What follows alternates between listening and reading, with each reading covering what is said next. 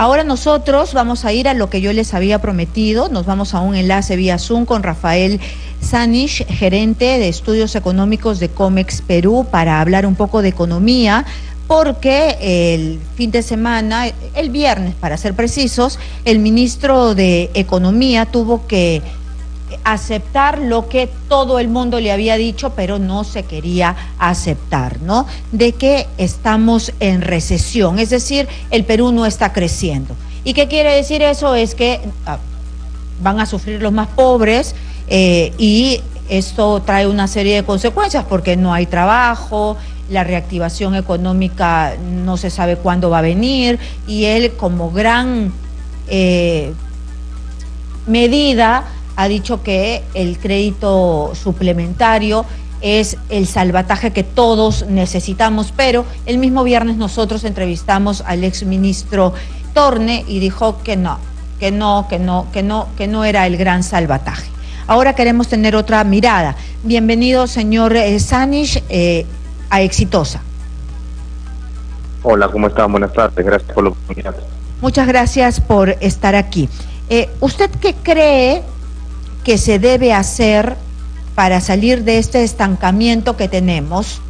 Porque parece que las cosas no pintan bonito, ¿no? Porque viene el fenómeno del Niño, tenemos ya 2 guerras, la reactivación que debería venir de la minería no se hacen. Yo creo que no se está haciendo nada. ¿Usted qué perspectiva tiene? Mira, con una economía que acumula una pérdida de casi 0,6% hacia el mes de agosto, es muy complicado, difícil, pues, ¿no?, que en los últimos meses del año se puedan revertir esta situación. A propósito, pues, ¿no?, de la coyuntura, la incertidumbre, como bien mencionas, pues efectivamente la llegada del fenómeno del Niño, que ya tenemos una probabilidad de ocurrencia de más del 86%, que llegaría con una intensidad de moderada y fuerte, además del escenario externo bastante complicado, la incertidumbre, las expectativas, la confianza, y aquí no solamente del sector empresarial, no solamente de las micro, pequeñas, medianas y grandes empresas, sino también de los ciudadanos, de la población de a pie, quienes con sus decisiones de consumo también son los que mueven la rueda del coche de toda economía. Siempre tenemos que tener en cuenta que una economía se mueve primordialmente por los componentes de consumo e inversión. Que en nuestras casas nosotros estamos ajustando, priorizando gastos a propósito de la inflación tan elevada que tenemos, particularmente en el sector de alimentos, y si desde las empresas no se encuentran las condiciones necesarias, pues, para invertir de cara a los próximos meses o años, ahí tenemos, pues, como quien dice, el caldo de cultivo para que efectivamente tengamos un resultado este año y mucha incertidumbre a propósito del próximo año. Y ahora, ¿qué hacer en políticas públicas? Es bueno saberlo. No existe una varita mágica o una solución inmediata de corto plazo. No, pues toda política o medida de política pública puede llevar un resultado en el mediano y largo plazo. Ahí, pues, uno podría, pues, quitar estos programas de Compunche Perú del gobierno, que, si bien es cierto, pues, no tienen la potestad de acelerar la inversión pública en gobiernos regionales y municipales, pero lamentablemente eso te va a dar respuesta hacia el próximo año. Tú necesitabas medidas urgentes, como quien dice, pues, sembrar ayer para empezar a cosechar ahora. Y lamentablemente el año pasado o años anteriores no se hizo lo que se debe hacer. Ajá, pero ¿qué se necesita, por ejemplo, no? Porque se habla, y por decir, el cobre está subiendo, ¿no? Pero nosotros no vemos que se haya hecho un paquete para tratar de solucionar conflictos en torno a la minería y sacar adelante el tema de la explotación y todo lo que tenga que ver con los minerales. Así es. Esto, como lo que bien mencionas, lo estás viendo también en las cifras. O sea, durante este año se dice, pues, nos estima de que la inversión minera, nueva inversión minera en este año retrocedería en un 20%. Es decir, ese componente de producción minera que hemos tenido en lo que va del año, que viene creciendo alrededor del 11%, la minería metálica, que es la que de alguna manera te viene sosteniendo esta caída, ¿no?, de hasta solo 0,6% en lo que va del año, no es sostenible. El próximo año, sin nueva minería, sin nueva producción, pues vas a tener probablemente mayores incidencias negativas, no solamente en la producción a nivel nacional, sino en el bolsillo del consumidor. Y ahora, ¿qué se puede hacer o qué se debería hacer? finalmente apostar por políticas que levanten esa incertidumbre, que mejoren las expectativas en el mediano y largo plazo para poder invertir y volver a consumir.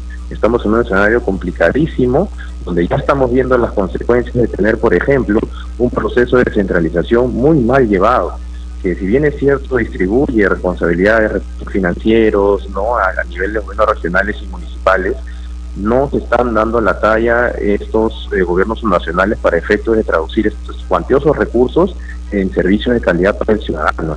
Entonces, con un escenario de incertidumbre, con un escenario en el cual tienes indicios de corrupción, que incluso la Contraloría pues menciona que hasta el año pasado puede ser alrededor de 24.489 millones de soles en corrupción. Estás teniendo que, por más que tú tengas un crédito suplementario de 1.500, 2.000, de los números que quieras, el problema nunca ha sido de recursos, porque los recursos están. El problema es de capacidades de los funcionarios, de las capacidades para obrar bien, o naturalmente uno de muchos de estos funcionarios que hoy en día están en procesos judiciales y demás a propósito de los errores, de las medidas que hicieron y los actos de corrupción que están cometiendo, ¿no? Es decir, lo que usted me dice que el problema no son los recursos, sino cómo utilizarlos, gestionarlos, porque correcto, vemos que hablan de cifras exorbitantes para el fenómeno del niño, pero cuando vemos la ejecución en muchas partes es del 30%, del 40%, no vemos las obras, la gente que está en el sitio donde saben que se va a desbordar el río, siguen diciendo, acá no vienen. Sí, efectivamente, por más que uno destine mayores recursos, mayores presupuestos, el componente de capacidades que tú tienes en el interior del país es bastante escaso. Ya el INEI, a través del registro de municipalidades, da cuenta efectiva de que más del 60% de los funcionarios a nivel municipal, a nivel nacional, no cuentan con capacidades, por ejemplo, en procesos administrativos. Muchos de ellos relacionados al tema del diseño y la ejecución de proyectos públicos, de inversión pública, de obras, para efectos del fenómeno del niño. Entonces, ¿de qué estamos hablando? De darle mayores dineros a personas que lamentablemente, incapaces, por más que tengan la buena voluntad de trabajar en el sector público, no cuentan con las capacidades. ¿Y qué hacemos? ¿Y ustedes cómo lo ven? ¿Y ustedes cómo lo ven? ¿Qué hacemos? Porque se supone que se creó esta institución de la infraestructura se suponía que ellos iban a centralizar todo y lo iban a hacer mejor, pero hasta ahora que yo sepa no han hecho ni un solo proyecto. Es mucha expectativa la que se ha generado con instituciones, con organismos nuevos, o incluso, por qué no decirlo, con la reconstrucción con cambios, teniendo en cuenta o quizás desconociendo o no sabiendo que muchos de los proyectos, las obras públicas que se tienen a nivel nacional dependen de las jurisdicciones del gobierno regional o dependen de las jurisdicciones de las municipalidades. Es decir, no se ejecuta. Si el gobernador no quiere o quiere que trabajes con tales o cuales contratistas o tales o cuales proveedores, no se ejecuta. Entonces, ese es el nivel de autonomía que se tiene en el interior del país, que ojalá mañana más tarde desde el Congreso, el Ejecutivo, toda la plana estatal a nivel nacional se den cuenta de que ese es un error gravísimo, que si bien es cierto existen experiencias importantes y positivas en algunas regiones, pero estamos como quien dice a la merced de la buena voluntad del gobierno de turno de todas aquellas jurisdicciones. Bueno, y entonces, toda esta suma de complicaciones que usted nos acaba de mencionar y que parecen insuperables, parecen problemas de fondo que no se pueden solucionar de aquí a enero, que comienza el fenómeno del niño, por ejemplo.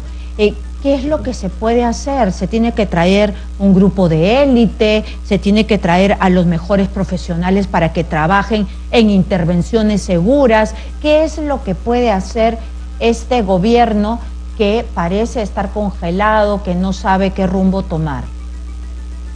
En el corto plazo, como bien lo mencionabas, optar por intervenciones directas desde el Ejecutivo.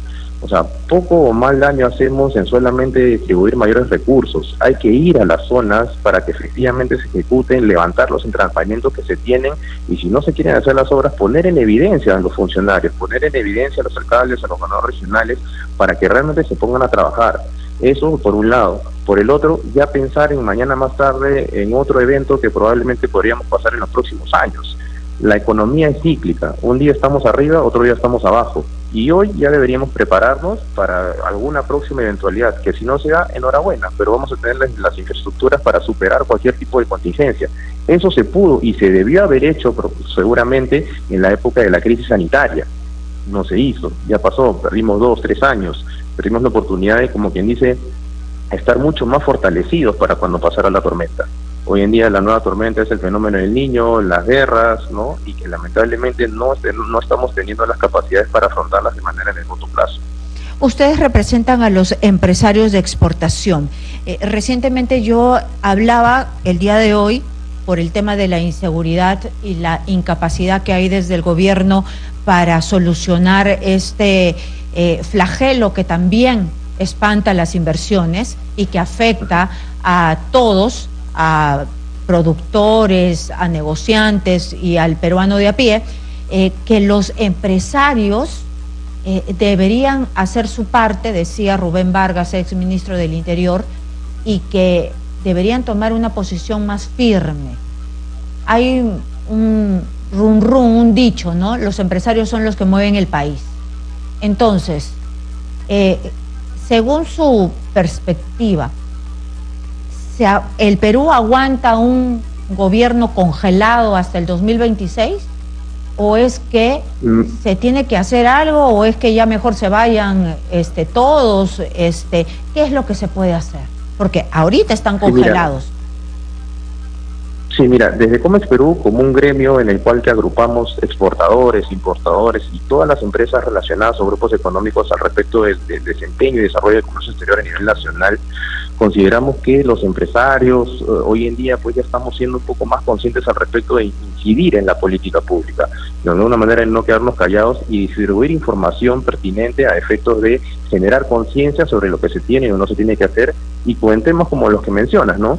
Que evidentemente un gobierno, una economía en realidad, no puede permanecer, digamos, no puede estar tan paralizada por efectos de que los funcionarios o el Estado en sí, en su plana mayor, se sientan atados de manos o los brazos cruzados, porque de alguna manera en tal o cual jurisdicción, en tal o cual zona geográfica, no se puede, entre comillas, hacer tal o cual industria, particularizando en el tema, por ejemplo, en las industrias extractivas, que tanto lo mencionábamos hace un rato, al respecto de la minería.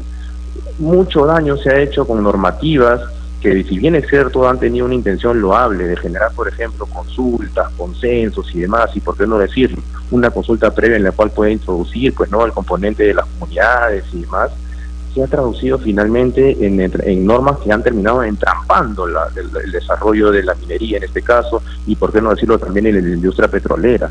En la industria petrolera, y lo mencionábamos hace algunas semanas a propósito del conflicto, la discusión que se tuvo al respecto de asignar estos lotes petroleros a Petroperú, la inversión en los recursos en inversión petrolera se redujeron enormemente, porque nunca se llegaron a consenso, por así decirlo, y de haber tenido 1.000 millones en inversión petrolera, en exploración, hemos pasado a tener 0.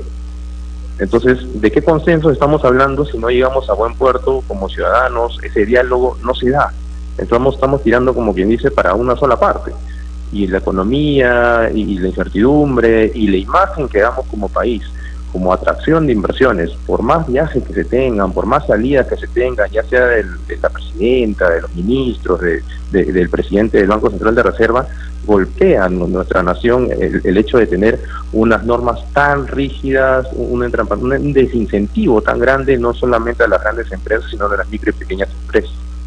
Muy bien, muchísimas gracias, Rafael Sanich. Él es presidente o vocero, gerente de estudios económicos, para ser exactos, de Comex Perú. Muchas gracias por estar aquí. Y en realidad no solamente es que nos vaya mal en la economía, estamos en recesión, la gente lo está sintiendo, un gobierno que no tiene rumbo y que no tiene legitimidad.